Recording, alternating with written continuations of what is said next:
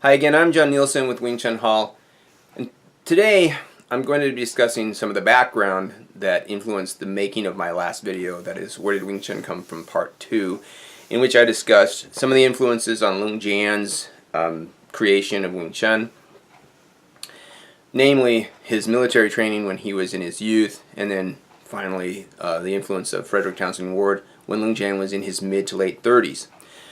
Now, it's important for you to understand that there are several different ideas about where Wing Chun came from, and we're going to call these hypotheses.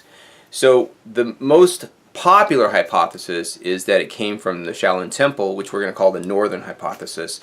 Another hypothesis is that it came from Fujian through White Crane down to Foshan. We're going to call that one the Eastern Hypothesis. And then Lung Ting introduced a new hypothesis not long ago, that it came from Thailand through Sichuan, then down to Foshan, which we're going to call the Western Hypothesis, and then finally that it incubated independently down near the Pearl River Delta where Foshan is situated, and we're going to call that one the Southern Hypothesis. Okay, the problem with each of these hypotheses is that people tend to think that that's the only explanation for where it came from. And so they make these very strong arguments, or what we're going to call a strong hypothesis. And when they do that, they make statements that can be proven false. Okay? For instance, when you have this Northern Hypothesis that it came from the Shaolin Temple, you have to, if you're going to say it came directly from the Shaolin Temple, you have to create this lineage. Right? So they say that Ngoi learned it in the Shaolin Temple, and then she taught it to Lung Bok Cho and to Yimeng Chun, who then taught it to Lung Lung Kwai, who taught it to Lung Yitai and Wang Wabo, who then taught it to Lung Jian, and it came directly down from Ngoi right to Lung Jian through this system. But when you do that, people can go back and check on those different things, and you find that it isn't true. Right? So you find that these statements can be proven false.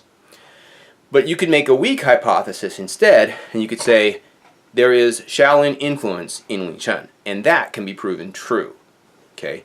So instead of making these strong hypotheses, you can say, well, there's a weak hypothesis, and that's true. And that can be proven about nearly every one of these hypotheses, that perhaps Wing Chun incubated mostly down in the Pearl River Delta, but then it was influenced by Shaolin and influenced by Fujian.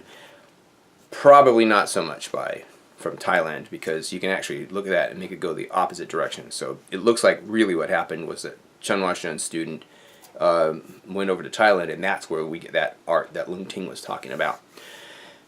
But what I'm introducing now is what we're going to call the Far West Hypothesis. So in other words, that Frederick Townsend Ward influenced Lung Jian when Lung Jian was creating Wing Chun. Now, again, you can make a strong and a weak hypothesis for this. And the strong hypothesis would be that Lung Jian knew somebody who knew Frederick Townsend Ward, and that's how he got Wing Chun.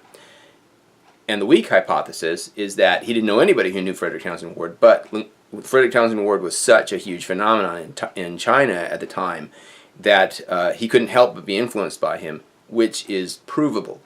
Okay, so the weak hypothesis is the strongest argument here. And if we can make that argument, then we can explain why Wing Chun today looks so much like 19th century boxing. There's so much in Wing Chun today that is the same as what was going on in the 19th century in boxing.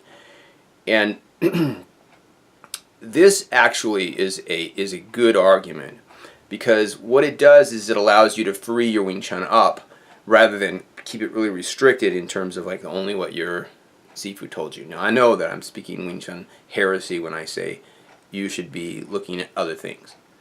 Okay? And Wing Chun allows you to do that.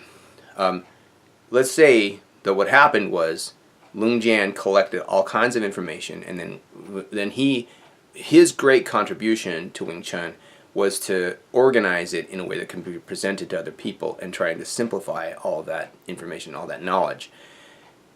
Not so much the content of Wing Chun. So the content of Wing Chun isn't really that different from most other martial systems.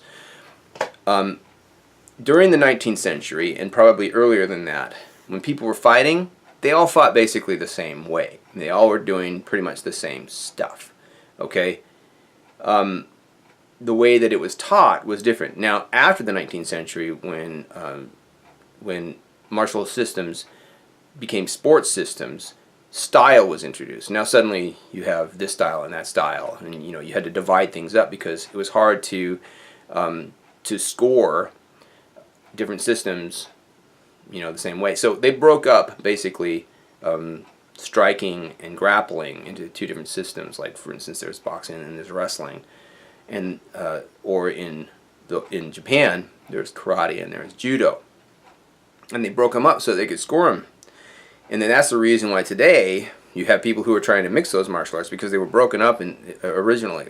But they actually, in the beginning, they weren't broken up. I mean, when you went to learn how to defend yourself, you learned how to do all of that stuff. And in the 18th and 19th century, all of that was included in boxing. So what they're doing now is they're just trying to recreate what we had such a long time and what we actually have in Wing Chun. So again, if you can get past this notion that there's styles, then you can see Wing Chun more as a system of like introducing people to self-defense, and it isn't about the content, it's about how you get from point A to point B instead. Then now Wing Chun becomes limitless. And I will be discussing that in future videos.